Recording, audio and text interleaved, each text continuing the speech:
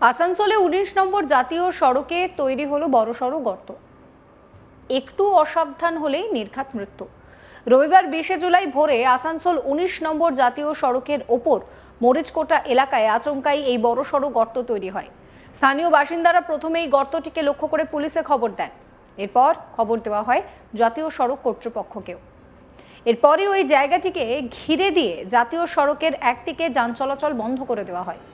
দ্রুত জাতীয় সড়ক মেরামতের কাজ শুরু হয়েছে। তবে কি কারণে জাতীয় সড়কের মতো রাস্তায় এত বড় গর্ত তৈরি হলো তা নিয়ে উঠছে প্রশ্ন। প্রাথমিকভাবে ধসের কারণে এই গর্ত তৈরি হয়েছে বলে মনে করা হচ্ছে। তবে রাতের অন্ধকারে এই গর্ত তৈরি হলে আরো বড়সড় বিপদের সম্ভাবনা থাকতো বলেই মনে করা হচ্ছে। পুলিশ জাতীয় সড়ক কর্তৃপক্ষকে খবর দিলে তারা এসে গর্তটিকে ব্যারিকেড করে ঘিরে দেন।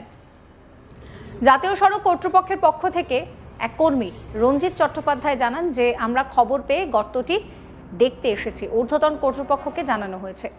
খুব দ্রুত গর্তটিকে মেরামত করার চেষ্টা চলছে। গর্তটি মেরামত করে দেওয়ার পাশাপাশি কি কারণে এই গর্ত সৃষ্টি হয়েছে তাও তদন্ত করে দেখা যাচ্ছে।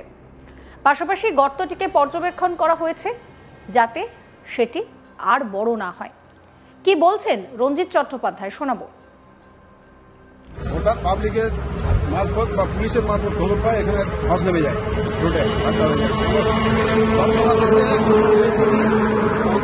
যে জায়গাটা ঘিরে দিয়েছি আমাদের ঊর্ধ্বতন কর্তৃপক্ষকে জানানো হয়েছে তাড়াতাড়ির মধ্যে এটা কি রাত্রেবেলা হয়েছে কি ভোরবেলায় সকাল থেকে? এটা তো অনেক বড় দুর্ঘটনা হতে হতো। আমরা সঙ্গে সঙ্গে এটাকে ইয়ে করেছি। কি নাম হলো আপনার? আমার নাম রঞ্জিত চ্যাটার্জি, আমি ন্যাশনাল।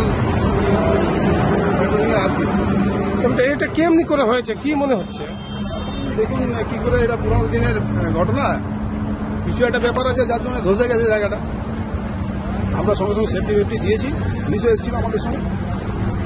তাড়াতাড়ির মধ্যে কাজ হবে। আজকে আমার ঊর্ধ্বতন কর্তৃপক্ষ জেনে গেছে, খুব তাড়াতাড়ির মধ্যে কাজ হবে। পুলিশ কর্মী রাজীব মন্ডল কি বলছেন শোনাবো। हम सुबह से आए ड्यूटी से पकड़े थे, तो उसके बाद जब रास्ते से निकल गए तो देखा कि बड़ा होल हुआ है। तो लगाया है, बैरिकेड पे लगाया है और मतलब बाकी काम वो लोग आने वाले हैं क्या करता है। यहाँ देखा गया कि कम से कम 25 से 30 फुट गड्ढा हो गया है। हाँ, वो तो बहुत खतरनाक है। ये तो बड़ा दुर्घटना हो सकता था। दुर्घटना हो सकता है, इसलिए तो अभी तक तो फिलहाल एक लाइन किया है, तो देखते हैं रास्ता ब्लॉक करके वो काम। आप लोग एनएच को जानकारी दिए? एनएच को जानकारी दिया और सुपीरियर को भी जानकारी दिया। अभी तक एनएच आए थे? बैरिकेड लगा के गया है, ये सब लगा के गया है। वो लोग बोला कि आगे काम करेगा। तो यहाँ देखा जा रहा है कि एक लाइन आप लोग छोड़े हुए, उसमें भी तो दुर्घटना हो सकता है वहाँ पर। तो है, लेकिन पूरा रोड तो नहीं ब्लॉक कर सकते ना, तो रास्ता भी खुलना पड़ेगा। कैसे हुआ, क्या समझना कैसे हुआ वो तो शायद मतलब कि बारिश की वजह से धस नम गया, ऐसे ही कुछ होगा। तो बड़ा दुर्घटना हो सकता था। ये कितने बजे की घटना है सर? सुबह का मतलब बहुत अर्ली मॉर्निंग। यहाँ सावन महीना का दिन है, बहुत आदमी बाबा धाम जा रहे हैं। चंद्रचूर बाबा मंदिर के बगल का ही घटना है।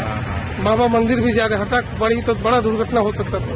इसलिए हम लोग खड़े हैं, साइड अप्लाई कर लिए।